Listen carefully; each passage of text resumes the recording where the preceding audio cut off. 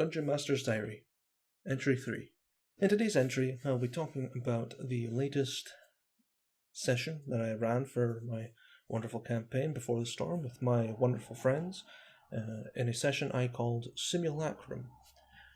In this session, the party had finally reunited fully with everyone and made their way in basically clearing out as much as they could of the bottom floor of Aen'Banshier, eventually having the heart to open the locked room, and in doing so uncovered a strange being seemed to curl up over a stone. It's about the size of a head, almost trapezoidal in shape. Daron, having now implemented the right eye of Farron, a powerful ancient artifact, into their head, gaining true sight, could see that this creature didn't look exactly like this. It was actually a tall, almost skeletal creature. Eventually, they approached, seeing the celestial glyphs along the wall binding this creature into this one spot. For some, it would be an instant, this thing could be dangerous, attack it. But not the party. They decided, we'll talk to him. Now before this, the party was relatively normal looking, bar the crystalline eye in the artificer's head, the draconic features of the ranger from a flu that they had contracted, and the now corrupted dragonborn barbarian. Now, Dotrin, the wonderful barbarian that he is, decided to open the doors, as he usually does, found themselves in a corridor of true darkness. But turning the corner, looked back, the door is not there, and on the other side of where they walked in, the door no longer existed. A solid wall. They continued to venture through, eventually finding an orb, almost like a will-o-wisp on a pedestal, crumbled away, and using a gifted, I say gifted very loosely, more like a borrowed halberd that belongs to Sir Lorcan of Aegon, decided to touch it with this reaching weapon, and it sucked it in, and that was it. Now, in this corridor, for every 5 feet of movement they took a certain amount of necrotic damage, because it was so cold it was causing necroses to develop, which kind of doesn't make sense with a white dragonborn, but it made sense in my mind. Frostbite is not cold damage, it's more your skin or your scales are rotting away from a lack of blood flow or whatnot, and you can't keep a hold of them. I know scales don't have blood flow, but don't at me. So Dodrin, in his mightiest wisdom, touches this orb and is sent into a sort of spheroid, almost like an Autolux resilient sphere made of glass, and around is an endless void, and just sees the halberd spinning off into the endlessness beyond. Inside this thing, there is a sort of internal orrery that has the sun, the moon, and like multi-planar rings that disc around, and 4 control levers. Now they pull at these rapidly, and some dice rolled to randomly determine what happens.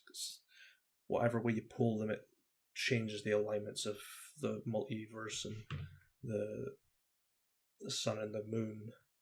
And eventually they ended up they rolled, it was their second attempt, and this presence reached out, and they are in the castle of the Dreadlords, full domain, and just got a little bink, a little touch, a little gift from Ciro Alien, the Corpse King.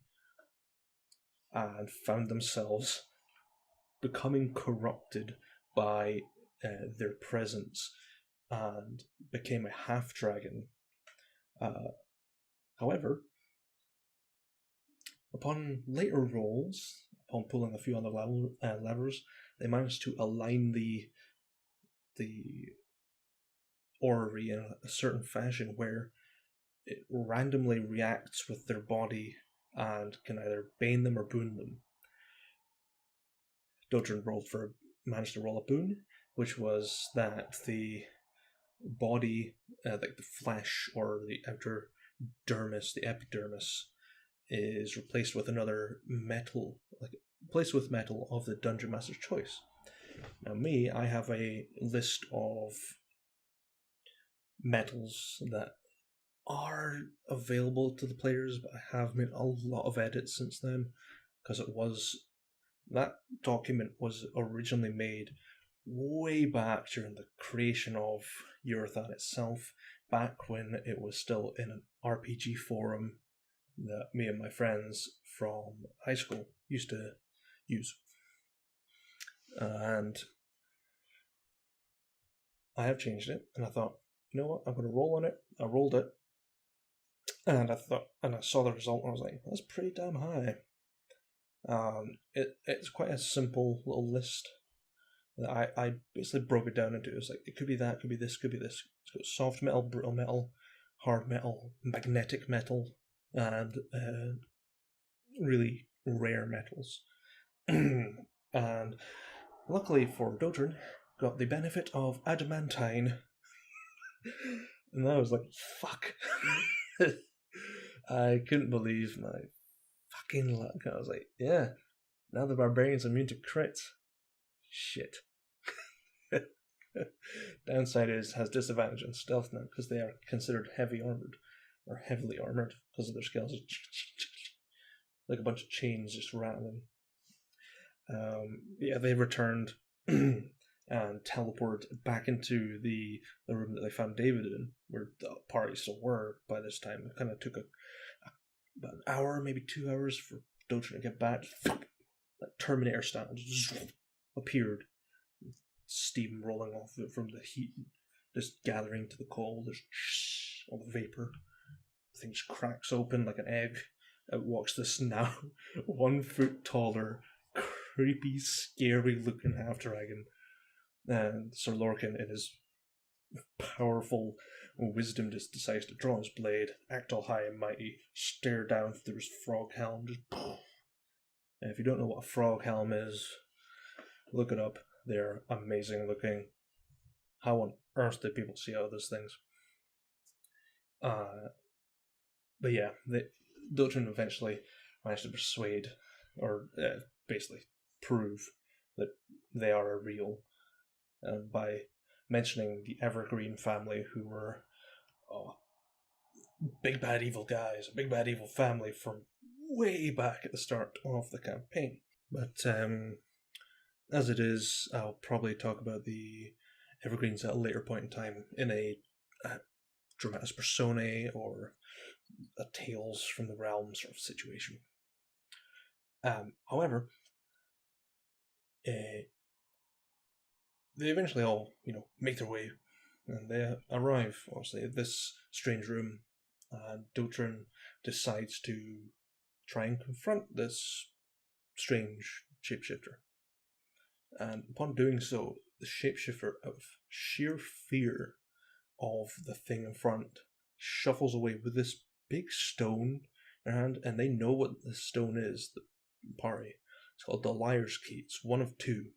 They have one of them, and this is the second one. Why it's there, they have no idea. Until they asked.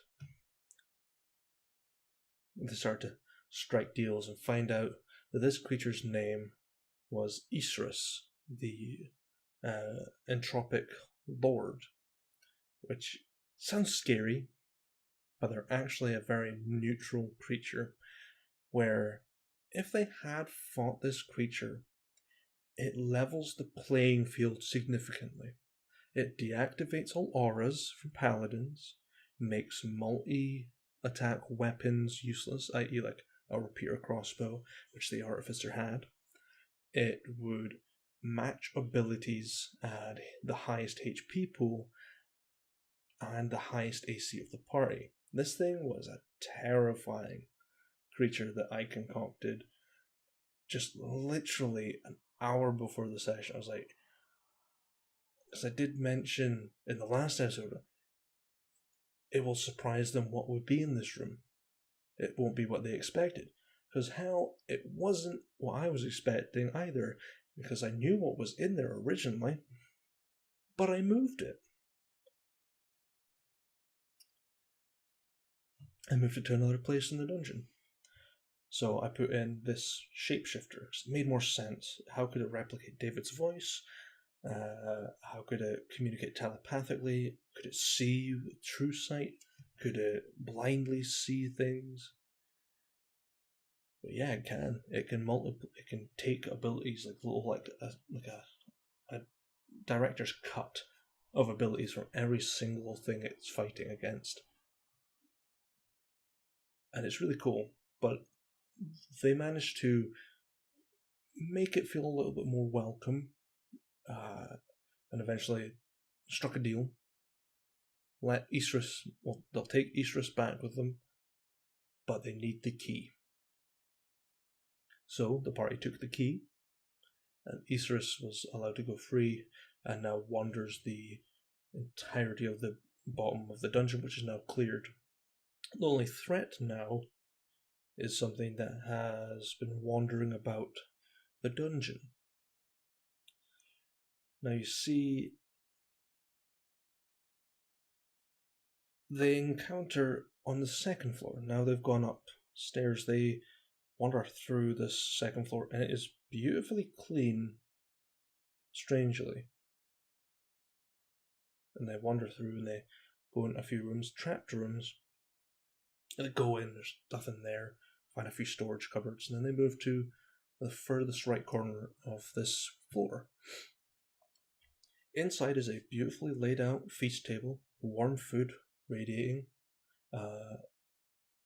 Daron is picking up some magic from the food, realizing they are just the ingredients used as sort of as preservation or a heat keeping ingredient. And out comes a small, like almost crimson plume of smoke, and emerges a vampire, finely dressed as a butler / waiter. He invites them to eat at the table. David, being as he always is, decides to go, yeah, I'll sit down, I'll eat. Starts eating it, and then realizes it's really good food.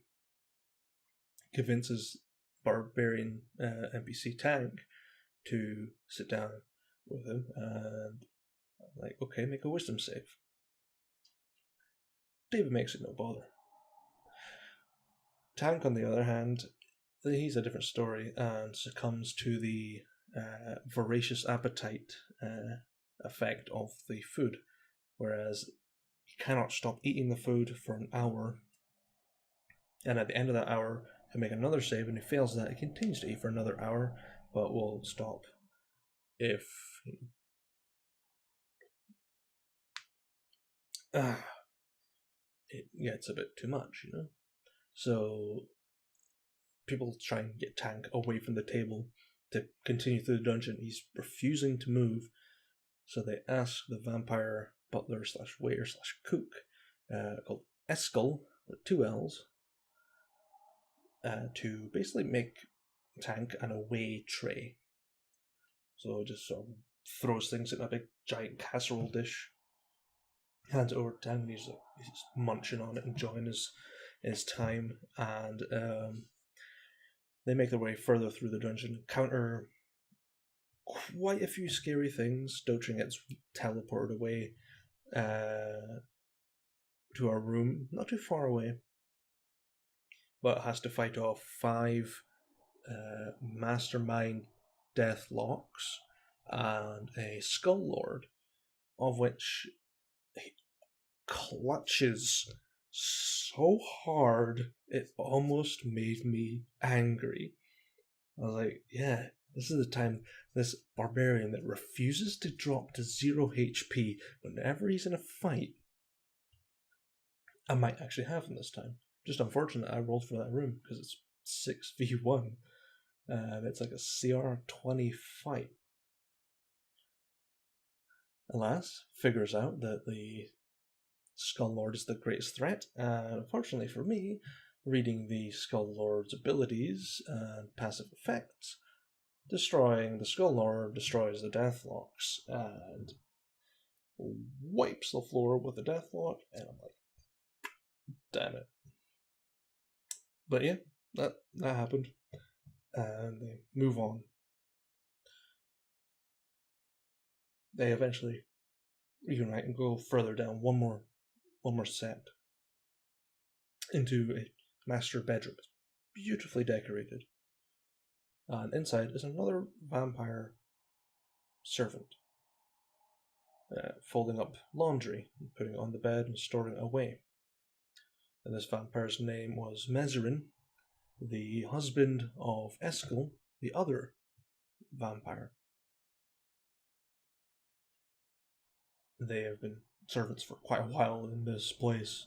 You can imagine it's a lot more convenient for them. That's why the party's been encountering all these strange sort of vents in the ceiling. It's for them to just flow naturally up and down, or just sort of access any part of the dungeon as necessary, saving them the trouble of having to walk through traps and so on.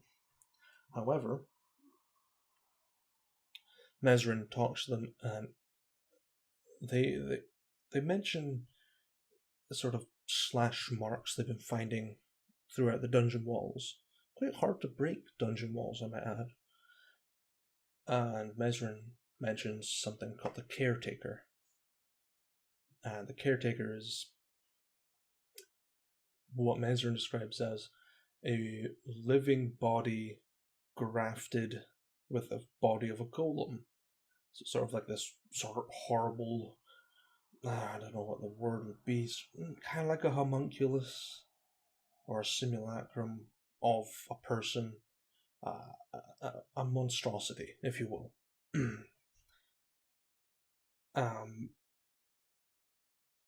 They mentioned that the caretaker is not a very kindly being, has often attacked them, and they're just like, okay, easiest way, if you want to go and see the Dreadlord, who is awaiting their arrival, actually just wants them to come up through here just to keep them on their toes. Zero already knows that they're coming, and is trying to level the playing field by making them waste resources, make them waste their time, make them tired, desperate, wounded. They make their way further with the help of Mezerin. They go and find the stairs to the next floor. A very solidly locked door. Now they have maps to basically see all the rooms on the second and the third floor. They don't have the fourth floor or the tower attic, so to speak. And they read that this door requires the master key, and my players in their genius wisdom did this in character. They thought, right, so the master key either has to be on the Dreadlord or this horrible golem thing that can cut into the dungeon walls and has been killing the servants nonchalantly. It's probably on that creature. And me, the dungeon master, just sort of nodded my head in the camera. Just, that's like totally right. Yeah, I'm not gonna deny that you got it spot on. And now they're looking for the caretaker, and they spot that the caretaker's lodgings, as it were, is in the southwest of this floor. And they head back into Mezerin's room, like, hey, by the way, we kind of assumed that the caretaker's got the master key. We're going to head on over there. Is this the right place? And they're like, yeah, this is the right place. Head on through the laundry room. and they walk onto the laundry room, a very odd room where they use large boxes that are attached to another box that has a trapped steam method in them and an air elemental inside the other box. And they just sort of open the top, push the laundry in, and this hot steam just sort of cleans the clothes quickly, pulls it out, and just chucks them in the air, and other air elementals pick it up and dry them and send them back down, smelling lovely. This room is a very bizarre one, but what lies next for the players, they will probably, hopefully, clear this floor and realize that the caretaker isn't always on the same floor as them. It likes to move about a lot. That's why they haven't been encountering as many creatures randomly. Mostly because the ones that I wrote are like goblins, kobolds, things like that. I'm like, nah, that's cannon fodder to them. They could literally just snap their fingers and they just run away. But the caretaker is the biggest threat in this dungeon, aside the Dreadlord. They fought the Angel of Cuse. That was a scary monster. They fought the Dracolich. That was a scary monster. Dojin took on the Skull Lord and its 5 other monsters. That's a scary fight. What else have they fought? It's Daron fought I believe it was a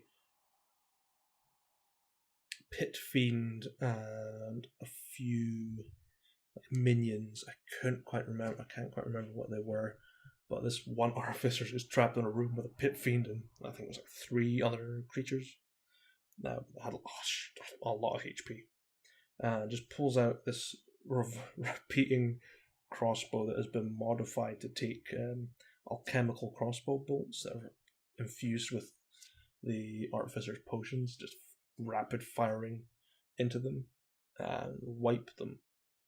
However, the player keeps on assuming that because they're hasted, they can just reload it using the haste action. No, it's a full action. You can't just go. You're not Vincent Vincent. You're not a gunslinger. You can't reload as a bonus action. And I'm like, I want to correct you so bad, but you're having fun, so I'm not gonna. Yeah, I'm not DM. I'm like, yeah, fuck it. It's not. It's in the rules, but I'm just gonna overlook it just for the sheer pleasure of it. But yeah, this dungeon's. It's been different. I'm still telling the story of Ciro Alien and Aglica. Now they found about their 7 children.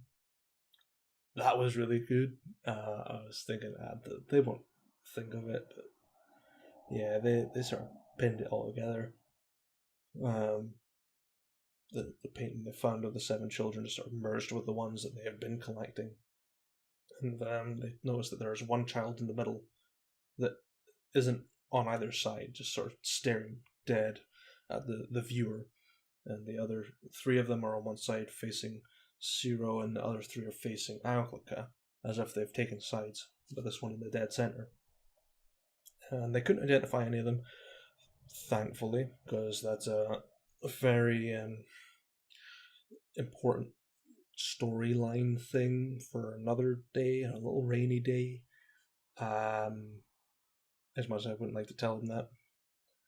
They can pursue it as much as they want. I'm not too fussed. They will find out a lot about them. They'll just never know anything about them, despite how much their characters read into the world. So my players love the lore. And sometimes I'm like, man, I don't have this lore prepped, and I don't think I ever will. I'm just going to wing it. And most of it just becomes canon. So do the jokes, really. But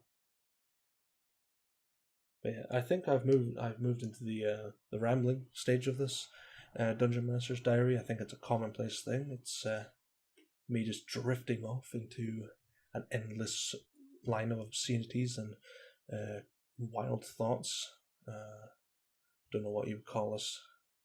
The wild thoughts table, roll 1d100 and see what happens, Down there. See what happens with all of this. I'm actually excited. Personally, this makes me sound like I'm just sick of this dungeon. I can't wait for them to get out of this place, do their downtime, all the little bits in between that. Because the dungeon is nice, but it's so constricted. Your players are set with one course of action, and you have to throw little right hooks at them, just like a little something that just daze them, and then you just sort of pull them forward, a little grapple, just enough just to pull them in the right direction. Usually, but a dungeon is like, okay, we're here, we need to go here, we need to go here. Well, we've explored this, no, we've drawn a map. Okay, need the key for this room. Okay, we'll just get the paladin to unlock it. Larkin, 55 minimum on a roll, done. By this point, I don't even roll. I'm just like, because they have found a system where they will, 1, mage hand the door. Okay. 2, get Sir Larkin to investigate and unlock the door and disarm the traps. Okay.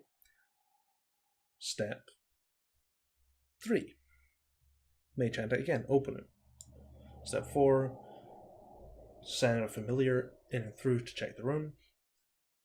Step 5, profit, And it's nice, but it's wholly unnecessary, I feel. I mean, yeah, you want to keep your characters alive as long as possible, but it doesn't mean every door is trapped. I mean, you're cautious. Yes. Is that the player's thinking, or is that the character's thinking?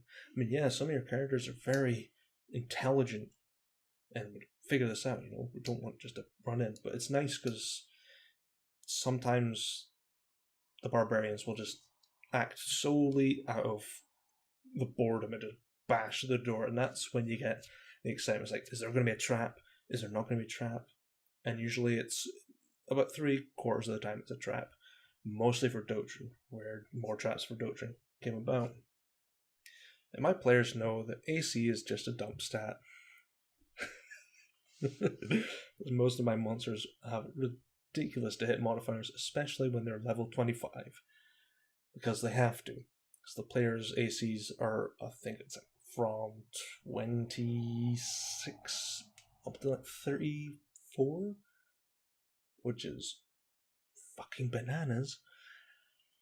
So yeah, that's why I don't even throw any normal creatures at them. It's just like, yeah, I need to nerf these bad boys. They're gonna have the fucking shock of their life in the fight Ciro LAN. But yeah, I mean, come up with a few ideas for what lies fully on the next floor. I wrote a bit about it, what stories there are in there. So I wrote the whole dungeon. That was fine. And then I thought, okay, I need to spice it up. What stories can I tell? Why are these things here? They'll never know. Why would they be here? Why is there a painting, a fresco of the summer court? Why is that there? Oh, wait, yeah, Ciro was once a king of the Feywilds, and Aglica was the queen of the Feywilds, the Lionheart, or the Lioness. And it's like, okay, there's a statue of Aglica, there's torn up paintings. What does that mean? There's broken shards of the Mirror of Dreams, things like that. It's all like details that make the place. But then they've been like, okay, why is Cryro's Boneclaw here? They don't know much about Cryro. Oh, they'll never find out much about Cryro because we're still in the process of working on Cryro. There's a lot of lore behind it, but I'm still planning that. But I introduced it for no apparent reason. But yeah, I have almost rambled on for about 30-ish minutes now, and my players, who probably, well, about 3 of my players will listen to this, maybe 4 if I'm lucky. Yeah. Hope you enjoyed this now rambled on entry to the Dungeon Master's Diary. And as always, stay safe out there, adventurers.